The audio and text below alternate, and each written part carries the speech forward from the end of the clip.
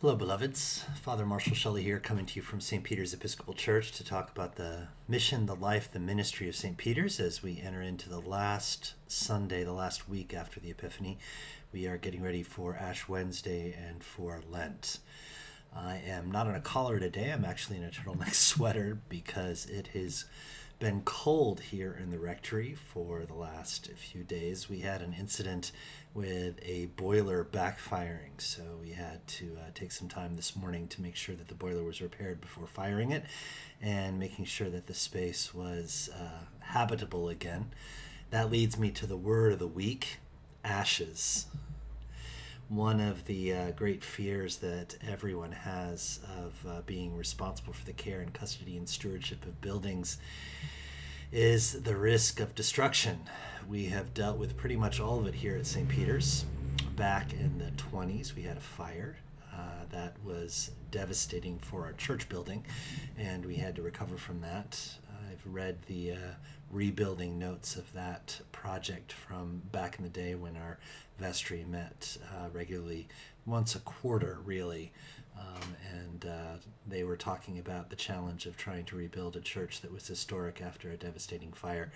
We, in the early part of my tenure as rector, had a devastating flood that destroyed much of our parish hall and all of our Sunday school, and also put us in a position of having to do a lot of reclamation from not only deferred maintenance on our church buildings and around the grounds, but also to do a lot of reclaiming of space. We had to do a lot of renovation work on our churchyard and to make sure that our structures were safe after that flooding time, not to mention reaching out and caring for the community in that. And then last Saturday night, I got a phone call from the alarm company that there was an alert here on the property. So I jumped into the car, and on my way down here got a call from a parishioner who's a member of the volunteer fire department here in Spotswood to tell me that the good news was there was no fire, but the bad news was there was a lot of smoke. The boiler backfire had filled this space I'm in right now with smoke, and as I speak to you now, there is distinct acrid smell in the space of what was left over from that. On top of that, I want to thank our boiler guy who came out this morning to do the repairs and cleaned out a lot of carbon and a lot of ashes and really the cinders that develop after a boiler fire as he was doing the repairs for that. So that brings us to ashes. Ashes are an odd way of expressing penitence, repentance, even grieving. Going back millennia in humankind, to put ashes on one's head or on one's body was to signify one's connection to the earth, to the leftovers of a fire. When a fire goes cold, what are left are those ashes, that gritty stuff of a fire left over once it has moved on. It is a symbol of a person's sorrow, a person's regret, a person's shame. And to wear ashes on one's face, upon one's head, is to signify that one is not at one's best, that we have experienced some sense of loss, and we're letting that show outwardly what we are feeling inwardly, that burnt overness, that dryness of heart and soul and mind and body. It isn't an easy thing to express, and in fact, so conflicted are we about this as people who follow Jesus, that even as we are preparing to place ashes on our foreheads, we're also hearing Jesus himself say, don't disfigure yourself, don't mar yourself, don't make a spectacle of yourself with these things. And yet at the same time, we wear the cross of ashes on our forehead as Christians, and of course we connect ourselves to the deeper lamentations when people would put ashes on their body to lament, to repent.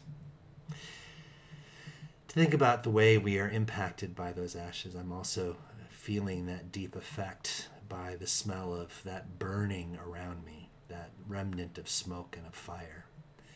It is a call to mind of our own transience in this world, the reality that fire itself, while it warms, while it keeps us safe from predators, while it helps us prepare food safely, it is also something that can be ultimately destructive in our lives. even the good in our lives can be destructive, and we have to wear that responsibility of the things that we use as tools in a more temperate manner than I think we are wont to do. We don't walk mindfully before God, understanding that our actions can have consequences, can have impact. So as we get ready for Lent, I'm going to ask you to join me in being mindful of that. We're going to do that here at St. Peter's in several different ways. Of course, the tenor and tone of our language changes. We go to Rite 1 instead of Rite 2. Those of you who aren't Episcopalians, that means that our language becomes more formal. Our way of speaking goes back to an older form that is full of these and thous and thines, as well as a lot of ESTs on the ends. Thou knowest our hearts, dear Lord. It also draws us up short in that change of language so that we have to be more mindful of our responses. Instead of saying, and also with you when we are bid to prayer, we respond with, and with thy Spirit.